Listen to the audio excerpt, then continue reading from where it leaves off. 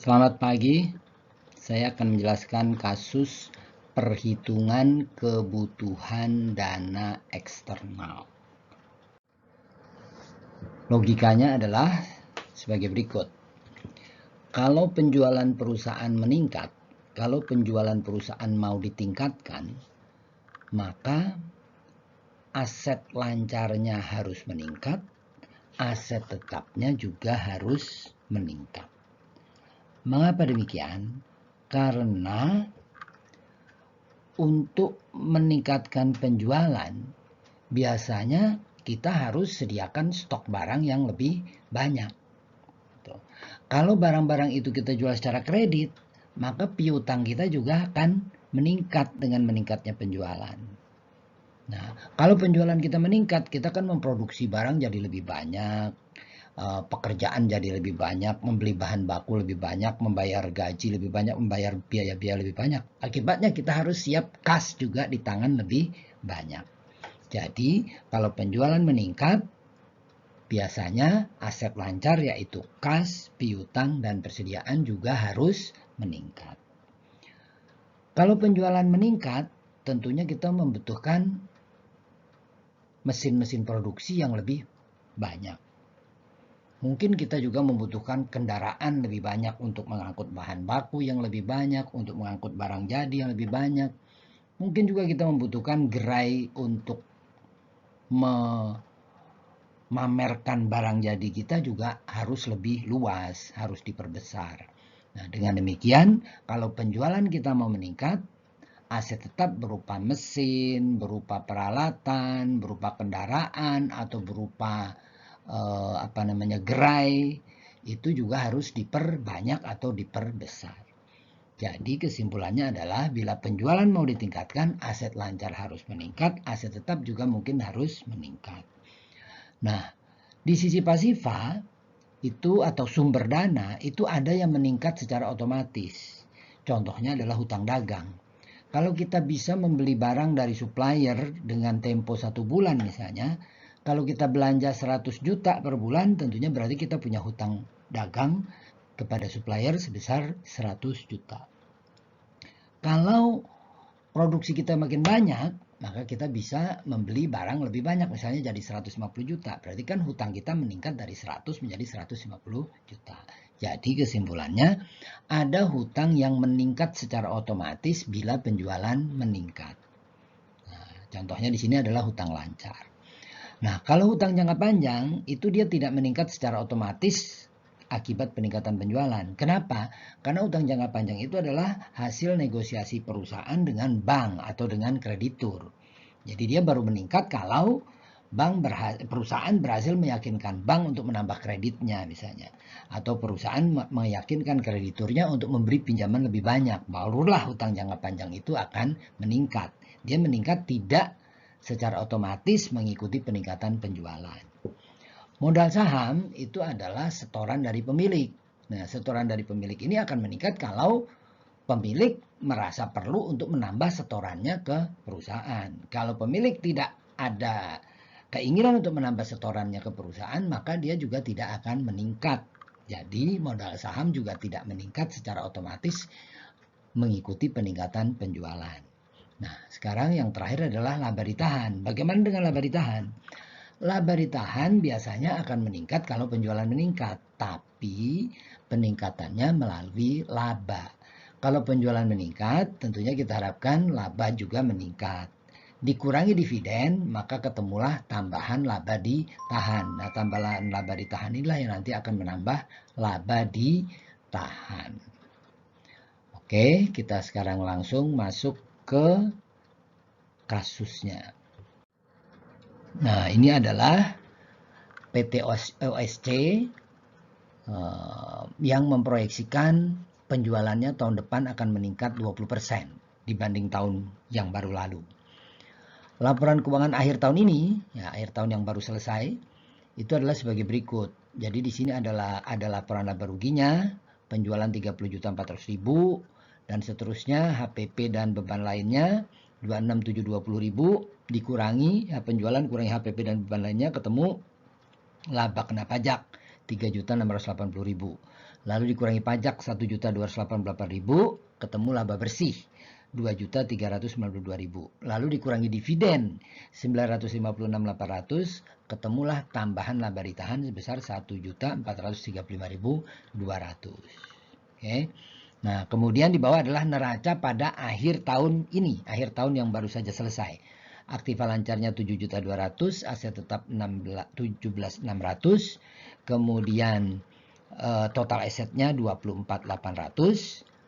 Kemudian di kanan itu ada hutang lancar 6.400.000, hutang jangka panjang 4.800.000, sehingga total hutangnya itu 11.200.000. Kemudian ada modal saham 3.200.000, laba ditahan 10.400.000, sehingga total ekuitasnya modal saham tambah laba ditahan itu adalah 13.600. Kemudian total hutang kita tambah dengan total ekuitas, ketemu 24.800 sama dengan total asetnya.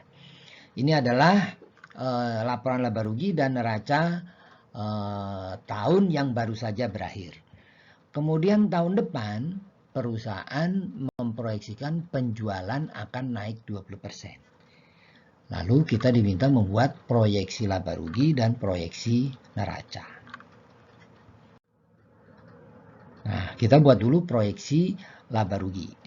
Nah, di sebelah kiri ini adalah laporan laba rugi tahun ini, yang di tengah ini laporan laba rugi tahun ini, yang kanan adalah proyeksi tahun depan. Penjualan tahun ini, yang tahun yang baru saja lewat, itu adalah 30.400.000, ya. Tahun depan penjualan kita proyeksikan akan naik 120%. Jadi 30.400.000 kita kalikan dengan 120%, ketemu 36.480.000. Nah, kemudian HPP kita udah tahu ini 26.780.000, ini ada 26.720.000, ini ada di soal. Nah, kita mau mencari HPP tahun depan berapa? Caranya adalah HPP dan beban lainnya tahun ini dibagi dengan penjualan tahun ini, kurung buka kurung tutup, kali penjualan tahun depan. Mengapa seperti itu? Karena kita anggap perbandingan antara HPP dan beban lainnya terhadap penjualan itu adalah konstan. Ya, jadi kita anggap HPP dan beban lainnya itu sekian persen dari penjualan. Nah, sekiannya itu konstan.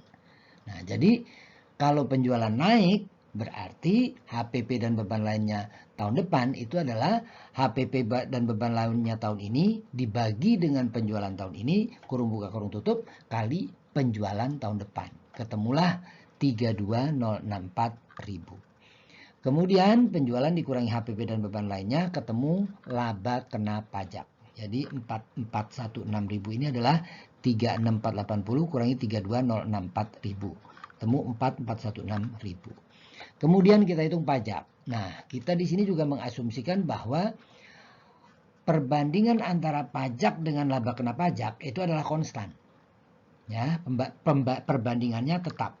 Jadi untuk menghitung pajak tahun depan adalah pajak tahun ini dibagi dengan laba kena pajak tahun ini, kurung buka kurung tutup, kali laba kena pajak tahun depan. Sorry, ini salah ya. Jadi ini harusnya laba kena pajak tahun depan. Ini bukan penjualan ya, laba kena pajak tahun depan. Nah, kemudian tinggal kita kurangkan laba kena pajak, kita kurangi pajak, ketemulah laba bersih. Nah, kemudian laba bersih kita kurangi dengan dividen. Bagaimana caranya memproyeksikan dividen tahun depan? Di sini kita anggap bahwa dividen dibagi laba bersih adalah konstan.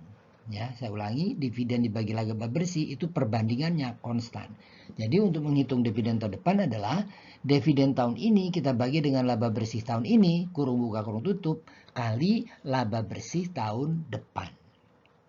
Oke.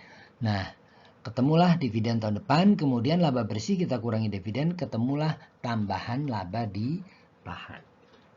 Oke, ini adalah proyeksi laba rugi. Sekarang kita lanjutkan dengan proyeksi neraca. Untuk membuat proyeksi neraca kita pakai logika tadi, yaitu kalau penjualan naik, maka aset lancar harus naik.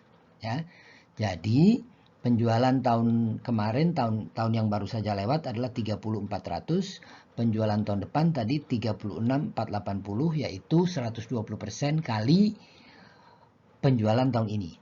Nah, sedangkan HPP-nya tadi sudah kita hitung 26720 tahun lalu, tahun ini adalah 32064. Nah, sekarang kita mau hitung berapa aset lancar tahun depan.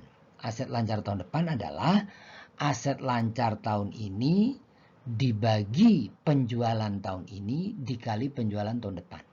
Aset lancar tahun ini dibagi penjualan tahun ini, kurung buka kurung tutup, kali penjualan tahun depan. Mengapa begitu? Karena kita anggap perbandingan antara aset lancar dengan penjualan itu adalah konstan. Ya, jadi perbandingan tahun ini antara aset lancar dengan penjualan dengan tahun depan itu konstan. Jadi untuk mencari aset lancar tahun depan adalah aset lancar tahun ini dibagi penjualan tahun ini, kurung buka kurung tutup, kali penjualan tahun depan. Ketemulah 8640.000. Nah, demikian juga dengan aset tetap. Ya, untuk mencari aset tetap tahun depan adalah aset tetap tahun ini dibagi penjualan tahun ini, kurung buka kurung tutup, dikali dengan penjualan tahun ini. Ketemu 21.120.000. Kita jumlah, total asetnya berarti meningkat dari 24.800 menjadi 29.760. Nah, kemudian tadi hutang lancar meningkat secara otomatis ya. Meningkat secara otomatis. Kita cari dengan rumus hutang lancar tahun ini dibagi HPP ya, karena hutang lancar itu meningkatnya itu mengikuti HPP, bukan mengikuti penjualan, tapi dia lebih meningkati HPP dan beban lainnya. Karena kan HPP dan beban lainnya ini seringkali kita berutang ya, kita berutang dari supplier atau kita berutang membayar biaya tertentu, kita berutang misalnya sebulan atau 1,5 bulan gitu. Dengan demikian untuk mencari hutang lancar tahun depan adalah hutang lancar tahun ini dibagi dengan HPP dan beban lainnya tahun ini dikali HPP dan beban lainnya tahun depan. Ya, karena kita asumsikan hutang lancar dibanding dengan HPP dan beban lainnya itu perbandingannya konstan. Oke, nah kalau utang jangka panjang itu kita anggap tetap ya, karena dia tidak berubah secara otomatis dengan peningkatan penjualan. Jadi 4.800.000 tetap 4.800.000. Modal saham juga begitu, tidak berubah, 3.200.000 tetap 3.200.000. Nah, kalau laba ditahan tahun depan adalah laba ditahan tahun ini ditambah tambahan laba ditahan yang kita ambil dari laporan laba rugi ya. Dari angka laporan laba rugi itu kan ada tadi tambahan laba ditahan, yaitu laba dikurangi dividen ya. Ketemu tambahan laba ditahan. Nah, tambahan laba ditahan ini kita tambahkan dengan laba ditahan tahun lalu, ketemu 12.121.041. Nah, kemudian kita jumlahkan ini semua, hutang dan modal ini kita jumlahkan. Ternyata angkanya belum balance. Kita lihat ya. Kalau yang tahun kemarin kan sudah balance, 24.800 dengan 24.800 sudah balance. Yang tahun depan ternyata nggak balance. Asetnya berjumlah 29.760.000, sementara utang dan modal hanya 27.801.041. Ya. Nah, selisih inilah yang merupakan kebutuhan dana eksternal. Oke, jadi kebutuhan dana eksternalnya adalah 29.760.000 dikurangi dengan 27.081.041. Ketemu 198.959. Inilah tambahan dana eksternal. Oke, sampai di situ dulu. Nanti kita akan lanjutkan pembahasan pertanyaan berikutnya. Terima kasih.